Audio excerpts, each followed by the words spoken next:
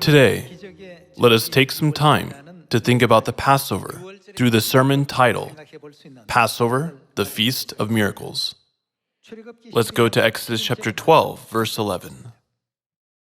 This is how you are to eat it, with your cloak tucked into your belt, your sandals on your feet, and your staff in your hand. Eat it in haste. It is the Lord's Passover. On that same night I will pass through Egypt and strike down every firstborn, both men and animals, and I will bring judgment on all the gods of Egypt.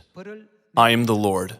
The blood will be a sign for you on the houses where you are. And when I see the blood, I will pass over you. No destructive plague will touch you when I strike Egypt.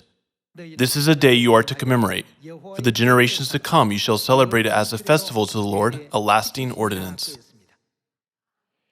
God's promise and the grace of miracles always accompanied those who kept the Passover. Let us turn to Psalms, chapter 91, verse 7. 1,000 may fall at your side, 10,000 at your right hand, but it will not come near you.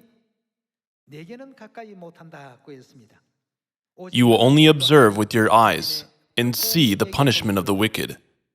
If you make the Most High your dwelling, even the Lord, who is my refuge, then no harm will befall you, no disaster will come near your tent, for He will command His angels concerning you, to guard you in all your ways. They will lift you up in their hands, so that you will not strike your foot against a stone. Isn't the promise God has given His people, who keep the Passover of the New Covenant, so precious, gracious, and awesome?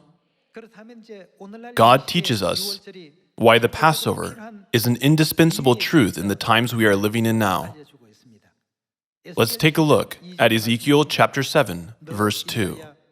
Son of man, this is what the sovereign Lord says to the land of Israel. The end has come upon the four corners of the land. The end is now upon you, and I will unleash my anger against you. I will judge you according to your conduct, and repay you for all your detestable practices. I will not look on you with pity or spare you. I will surely repay you for your conduct and the detestable practices among you. Then you will know that I am the Lord. This is what the sovereign Lord says. Disaster, an unheard of disaster is coming. The end has come. The end has come. It has roused itself against you. It has come. Doom has come upon you, you who dwell in the land. The time has come. The day is near.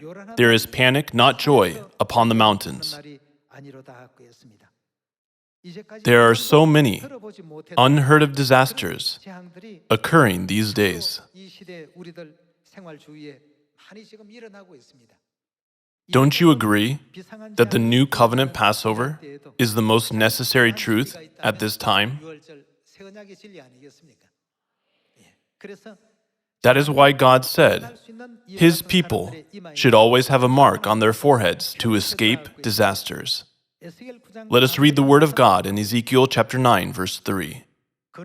Now the glory of God of Israel went up from above the cherubim, where it had been, and moved to the threshold of the temple.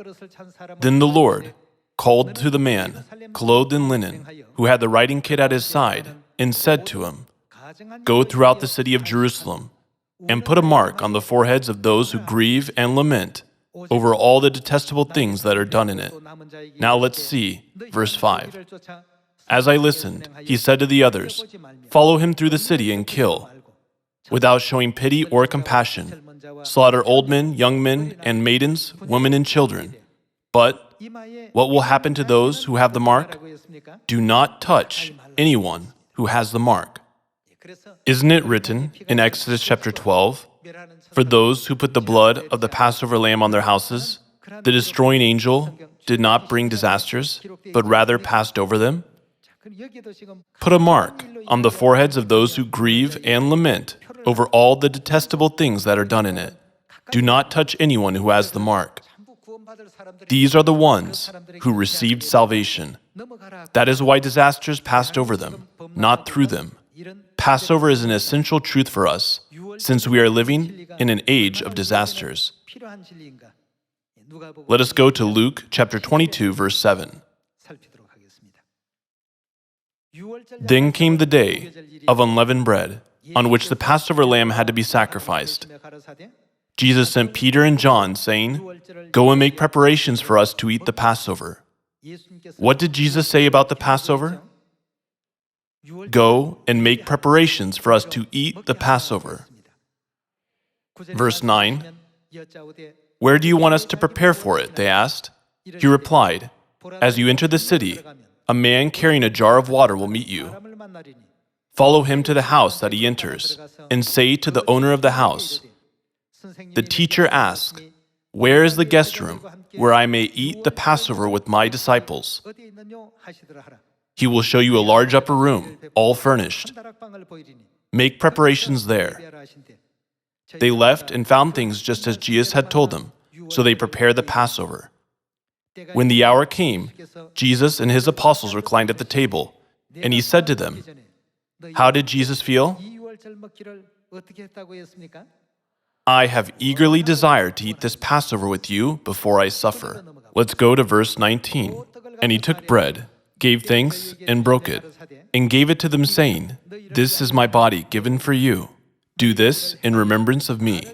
In the same way, after the supper, he took the cup, saying, 'This cup is,' what kind of covenant? 'The new covenant in my blood, which is poured out for whom? For you.'" Passover of the new covenant that he eagerly desired to celebrate was established from the earnest heart of Christ.